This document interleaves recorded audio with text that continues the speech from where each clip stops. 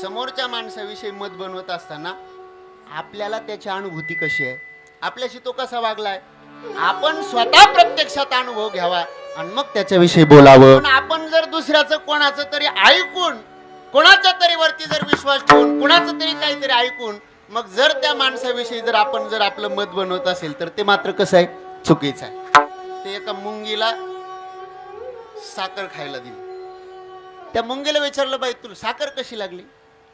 तिने सांगितलं, मला साखर खारट लागली. म्हटलं असं शक्यच नाही, साखर कशी आहे, गोड. आणि तुला कशी काय खारट लागते? नंतर निरीक्षण केलं आणि निरीक्षण केल्यानंतर लक्षात आलं की त्या मुंगीने आपल्या दाढीमध्ये मिठाचा कडा ठेवलेला होता. आता मला सांगा, त्या मुंगीने जर आपल्या दाढीमध्ये मिठाचा खडा ठेवला असेल तर तुम्ही तिला किती साखर खाऊ घातली तर तिला ती कशी लागणार आहे, खारटच लागणार. तसं आपल्या समोर काही माणसं किती चांगले वागू द्या, पण त्यांच्याविषयी असणारा मिठाचा खडा आपण जोपर्यंत अगोदर बाहेर काढत नाही तोपर्यंत त्यांची गोडी आपल्याला कळणार नाही.